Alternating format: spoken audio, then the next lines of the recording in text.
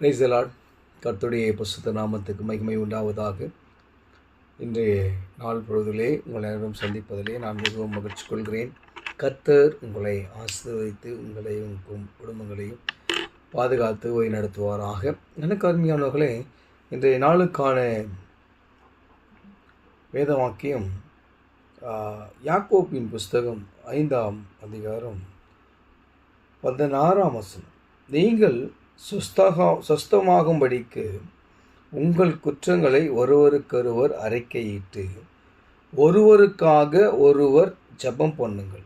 நீதிமான் செய்யும் ஊக்கமான வேண்டுதல் மிகவும் பலனுள்ளதாக இருக்கிறது. இதில் ஆண்டவர் சொல்கிறாரு, அருமையான ஒரு வார்த்தை. என்னடா அப்படின்னு சொன்னால், நீங்கள் உங்கள்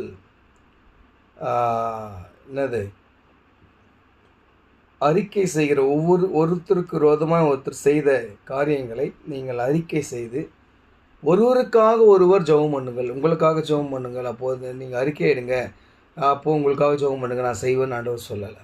இங்கே அழகாக சொல்கிறாங்க, உங்கள் தப்பிதங்களை ஒருவருக்கொருவர் மன்னிக்கிறது போல் நம்ம பரலோக ஜெபத்தில் சொல்கிறோம் இல்லையா, அதுதான் இங்கே அழகாக சொல்லப்படுது இல்லையா.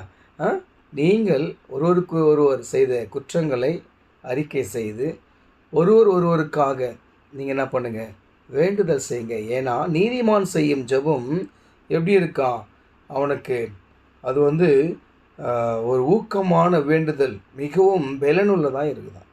மிகவும் விசேஷித்த விதம் எப்போ அப்படின்னு சொன்னால், நாம் ஒருவருக்காக ஒருவர் ஜெபம் பண்ணும்போது, ஒருவர் தப்பிதங்களை ஒருவர் அறிக்கை செய்து அதை மன்னித்து அவர்களுக்காக நாம் ஜெபிக்கும்போது, நமக்காக அவர்கள் ஜெபிக்கும்போது நாம் நம்முடைய வாழ்க்கையிலே நன்மைகளை பெற்றுக்கொள்கிறோம். அவர்களுடைய வாழ்க்கைக்கும் நாம் ஒரு ஆறுதலான ஒரு வார்த்தைகளை சொல்ல, ஒரு அற்புதத்தின் வழியை நாம் திறந்து வைக்கிறோம். அதனால் நாம் யார் பேரில் நாம் ஒரு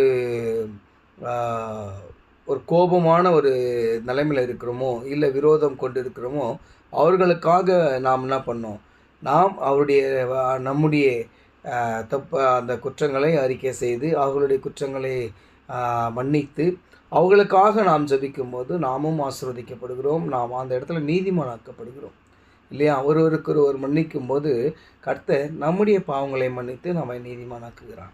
அதனால் எனக்கு அருமையானவர்களே, இன்றைய ஓய்வு நாளிலே நாம் அநேகர் பேரிலே சொந்த வீட்டிலே கூட நம்ம கோபமாக இருப்போம். அண்ணன் தம்பிக்குள்ளே, அக்கா தங்கச்சிக்குள்ளே, என் மாமா வீட்டுக்கு, இப்படியே ஏதாவது சின்ன விஷயங்கள் நம்ம கோபமாக இருப்போம். ஆனால் கவலைப்படாதீங்க, அது எல்லாவற்றையும் மன்னிங்க. அது எல்லாவற்றையும் நீங்கள் என்ன பண்ணுங்கள், மன்னித்து அவர்களை ஆசீர்வதித்து ஜெபம் பண்ணுங்கள். கர்த்தர் உங்களை